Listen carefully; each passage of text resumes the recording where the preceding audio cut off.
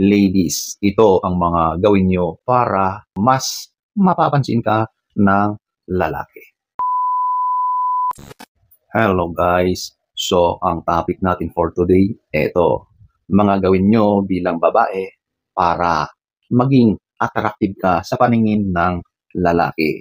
So, kung nakaka-relate ka, panoorin mo ito.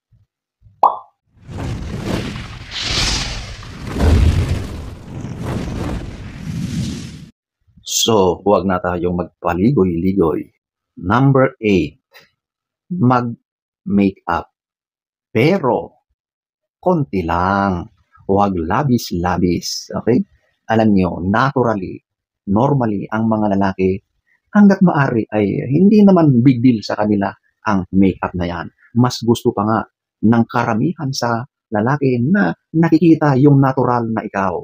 Mas na-attract sila sa ganun kaysa yung alam nila na hindi na natural yung itsura mo dahil sa sobrang dami na ng nilagay mo sa iyong mukha. Kumbaga, nag-ibang anyo ka na. Hindi na ikaw yung kilala ng lalaki. Kasi ibang mukha na ang lumabas dahil sa sobrang dami ng ewan na nilagay dyan sa mukha mo. So, mag-makeup ka, pero konti lang. Mas na-enhance lang yung itsura mo sa ilalagay mo. So, ayan po ang number 8. Number 7, ito yung kalinisan. Ay, nako, alam nyo, ito na yata ang isa sa sobrang nakaka-attract sa isang lalaki. Kapag ikaw ay nakikitang mabango, kapag ikaw ay mukhang fresh na fresh lagi, ang linis mong tignan, nako, yung mga ganyang mga katangian, sigurado na maraming lalaki ang magkakandara pa sa iyo. Sobrang attractive yan. Number 7, Number 6, mga kilos at enerhiya. Ang mga kilos natin, nagiging basehan din kung ma-attract ang isang tao sa iyo. Kasi kung ikaw bilang babae ay naaayon, babae ang mga kilos mo, feminine kapag kumilos, maayos yung mga sinasabi mo, hindi magaslaw ang mga kilos mo, hindi ka nagsisigaw, hindi ka nagmumura. Yan ay attractive sa paningin ng lalaki. At dapat ikaw rin ay nakikitang energetic. Ito yung ikaw ay happy, jolly, hindi ka boring tignan. Ikaw ay masayahing babae. Kasi kung ikaw ay boring kasama, wala kang kalatoy-latoy, wala kang kabuhay-buhay tignan, sigurado na walang maa-attract sa iyo kahit pa na ikaw ay sobrang maganda. So ayan po ang number 6. Number 5, ito yung posture. Or ito yung postura. Alam nyo, ang postura, ang tindig natin, it conveys kung ikaw ba ay may kumpiyansa sa iyong sarili, kung ikaw ba ay confident, kung ikaw ba ay komportable sa iyong kaayusan, sa iyong itsura. Kaya ladies, mahalaga na maganda ang iyong posture. Yan yung tindig mo, yan yung literal na ayos mo or postura mo kapag ikaw ay nakatayo, nakaupo, or naglalakad. Okay? Kasi kapag ikaw ay laging nakayuko, naka-slouch, nako, hindi yan attractive kahit sino pa ang nakatingin dyan. Kasi ipinapakita mo na sobra kang mahiyain, na ikaw ay walang kumpiyansa sa sarili mo, hindi mo kayang dalhin ang sarili mo, tuloy nagiging turn off yan sa mga lalaking nakatingin sa iyo. Marami agad ang makakapansin sa iyo at siguradong maa-attract ang lalaki sa kanyang nakikita. Number 5, Number 4, ito yung pag-aalaga or pag-groom sa iyong buhok. Oo, alam nyo, ang buhok talaga ay napakataas ang effect niyan sa kagandahan ng isang babae. Totoo yan. Kahit sa lalaki. Kaya nga may mga parlors, may mga barbershop, at ang industry na yan ay napakalago dahil ang mga tao ay gustong mag-upgrade, gustong mag-improve ang kanilang mga itsura. At yan ay pinapaayos ang kanilang buhok. Kasi yan yung tinatawag na crowning glory, di ba? Kaya kapag ikaw bilang babae ay alagang-alaga mo ang iyong buhok, sigurado na pansinin yan ng mga kalalakihan. Nagiging maganda yan dahil sa pag-aalaga mo, dahil sa pag-aayos mo ng iyong buhok. Kapag ganyan ang ginagawa mo sa buhok mo, sigurado na maraming lalaki ang makakapansin at sigurado na sila ay maa-attract sa iyo. Number 4. Number 3, eto yung mata. So, ito na yung kung paano ka makatingin or makipag-eye contact sa isang individual.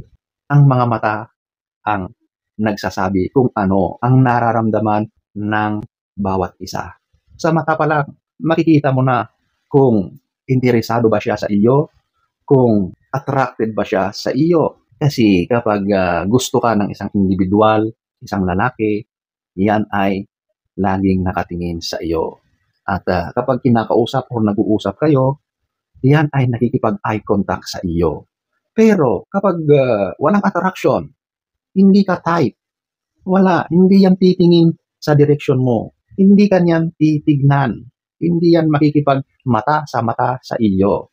Kasi walang attraction, hindi siya interested, okay? Kaya ladies, kapag gusto mo na mas makaakit ka ng lalaki, magiging mas attractive ka sa paningin ng lalaki, i-practice mo yung makikipag-eye contact, okay? Or bilang babae, pwede kang panakaw o pasulyap-sulyap ng tingin sa lalaki na nagugustuhan mo. Sa mga ganyang pagkakataon, mas makukuha ng lalaki ang iyong mensahe. At sigurado na maglalakas loob yan na lalapit sa iyo at makikipagkilala kasi naa-attract na siya sa iyong mga pasulyap-sulyap, patingin-tingin. Number 3, number 2, ito yung pananamit. Alam nyo, ang pananamit ay subjective ito kasi iba-iba ang preferences ng bawat lalaki. Ibabagay mo sa sarili mo kung ano yung mga dapat isuot mo. Alangan naman na ikaw ay nasa mas advanced na edad at magsusuot ka ng mga pananamit ng makabagong henerasyon. Of course, hindi naman yon bawal. At nasa individual yan kung paano niya dalhin ang mga damit na kanyang isinusuot. Merong mga iba na kahit medyo may edad na, pero kapag tinignan mo kung pumorma, manamit ay talaga namang bagets na bagets ang dating, di ba? So, nasa pagdadala yan. Mahalaga ang pananamit para maka-attract ka ng lalaki. Unang-una ay komportable ka sa isinusuot mo. Yun ang pinakamahalaga. Kasi kahit ikaw ay sunod sa uso, pero kung hindi ka naman komportable, makikita rin yan sa mga kilos mo. Makikita na hindi ka confident sa sarili mo. Asiwa ka. Wala kang kumpiyansa kasi hindi mo feel talaga yung damit na yan kahit yan pa ang mga uso. So dapat komportable ka muna at kaya mong dalhin kung ano yung isinusuot mo. Ang mga pananamit na yan ay wala yan sa brand or sa kung gaano yan kamahal or kamura, wala yon. Nasa pagdadala mo bilang individual. At kapag kaya-kaya mong dalhin yan, sigurado na mas lalabas yung tunay na kagandahan mo sa mga damit na yan. Number 2, number 1, ito yung smile or ito yung ngiti. Ikaw ay palangiti. Ito na yata ang pinakamadaling gawin kapag gusto mong maka-attract ng lalaki. Just wear a smile at sigurado na mas mapapansin ka ng mga kalalakihan. Ang mga lalaki, yan ay nagmamasid lang kapag may nakita silang magandang babae. Pinapakiramdaman yan, inoobserbahan muna nila. Hindi yan agad-agad lalapit, nakatingin muna yan. At kapag nakita niya na ikaw ay palangiti, yun na yung sign para sa kanya para lapitan ka kasi nararamdaman niya na approachable ka. Mas madali kang kausapin, okay?